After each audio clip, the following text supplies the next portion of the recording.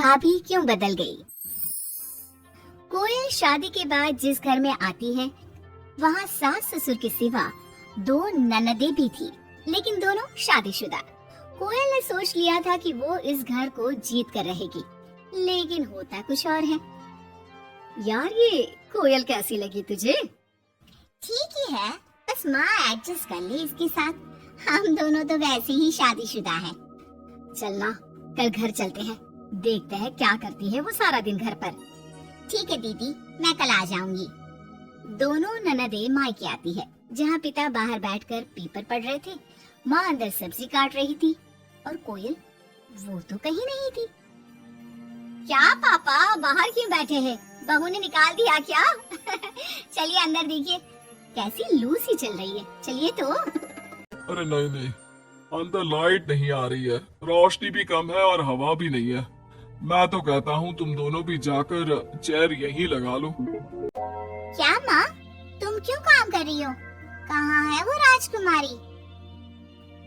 अरे सुबह से ही कोयल लगी है, मैंने अभी भेजा है जबरदस्ती कि जाओ जाकर लेट लो। पता नहीं क्यों इतना काम करती है। जब से आई है वक्त पर खाना पीना, वक्त पर दवाई, सब की जिम्मेदारी ले ली है उसने। वो तो हम भी कर रहे हैं ना माँ अपने ससुराल में, सभी को तो करना पड़ता है। उसमें वो नया क्या कर रही है? पापा के सफेद कपड़े कैसे पहले चमकते थे, अब देखो तो कितने मैले कुचैले लग रहे हैं। कौन धोता है? धोती तो बहू ही है, लेकिन क्या करे बेचारी, मशीन ही खराब पड़ी है। सबके कपड़े हाथ से धोना, उसके भी तो मुलायम छोटे छोटे हाथ हैं। हाँ, और हम लोगों के हाथों में तो चक्का लगाए ना। अरे बस भी करो माँ। दोनों बहनें माँ बाप को काफी भड़काने की कोशिश करती, लेकिन कोई फायदा नहीं होता। पर कहते हैं ना, बेटी तो बेटी होती है उन लोगों के जाने के बाद। क्या बात है माँ जी, कोई आया था क्या? हाँ, वो तेरी दोनों ननदें आई थी। अरे तुम मुझे उठाया क्यों नहीं माँ? मैं भी मिल लेती ना दोनों दीदियों से। अरे ना बेटा, तभी तो तू सोने गई थी। मैंने उन लोगों को खाना बनाकर खिला दिया, चिंता ना कर। कोयल को सास की बात अच्छी लगती है, वो अंदर जाने लगती है कि सास उसे टोक देती है। बेटा, वो तेरे ससुर जी के कपड़े काफी मैले कुचैले लगते हैं, थोड़ा ठीक से धोया कर। हाँ जी माँ जी। कोयल सास को कुछ नहीं कहती, लेकिन रात में जब पति आता है तो कोयल उससे कहती है, सुनिए पापा के घर के पहनने वाले कपड़े काफी पुराने हो गए हैं। मैंने कई बार उसे धोया, लेकिन उनमें चमक ही नहीं आती। अगर आप कुछ पैसे देते तो मैं पापा के लिए घर पहनने के लिए नए कपड़े लेकर आऊँ। हाँ कोयल, क्यों नहीं, जरूर। अगले दिन कोयल खाना बनाकर बैठी ही होती है कि छोटी ननद आ जाती है। अरे नमस्ते दीदी, कैसी हैं?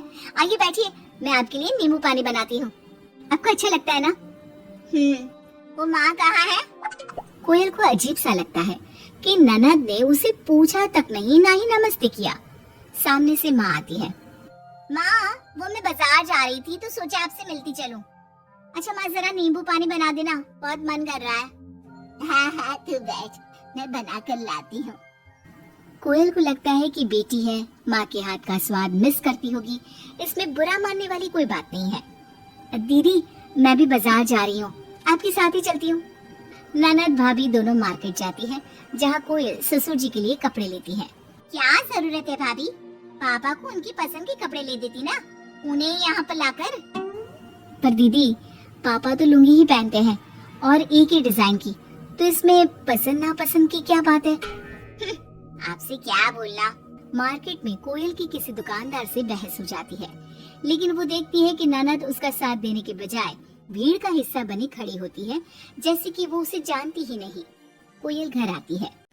अरे बेटा, क्या जरूरत थी नए कपड़ों की? पापा, मैंने ना आपके कपड़े धोने की काफी कोशिश की, लेकिन वो पुराने हो गए थे ना, इसलिए ऐसे मैले से लग रहे थे। सास भी समझ जाती है कि कोयल ने कपड़े धोने में मेहनत तो की ही होगी। एक रोज फिर दोनों ननदें आती है। कोयल अब दोनों ननदों को मनाने के लिए कोई ना कोई तरकीब निकालती है। ये साड़ी दीदी को दे देती हूँ, मेरी नई साड़ी है, कम से कम साड़ी देखकर खुश हो जाएंगी।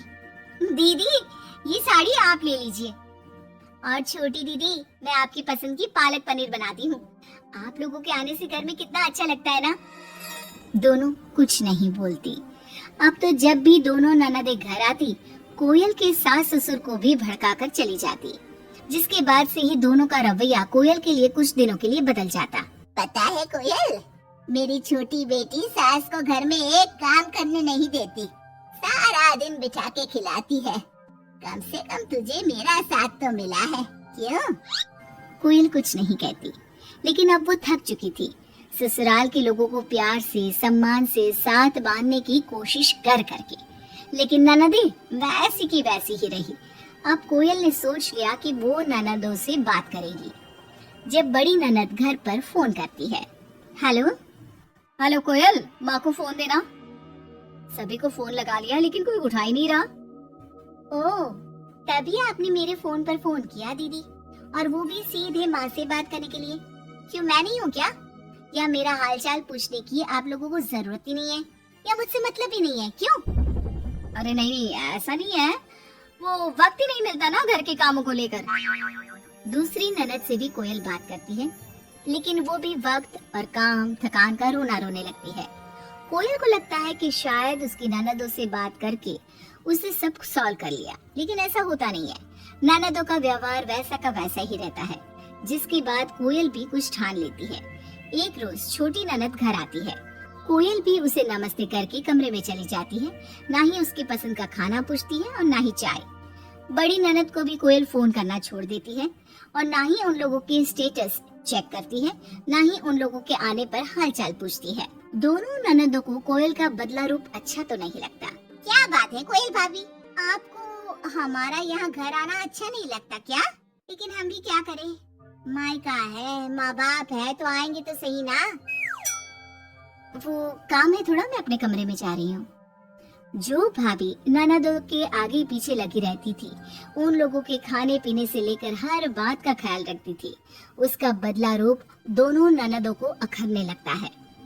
क्या बात है कोयल, अब हम लोगों से बात भी ज्यादा नहीं करती, ना ही फोन करती है। वैसे तो आप लोग भी मुझे कभी नहीं पूछती थी ना, आती तो सीधा माँ के कमरे में। फोन भी मुझे तब करती जब घर में किसी का फोन ना लगता हो, और करती भी तो सीधे माँ से बात करा दो। मेरे हाथ का ना खाना खाती, ना सीधे मुंह बात करती। तो मैंने भी अपनी दुनिया में जीना सीख लिया है।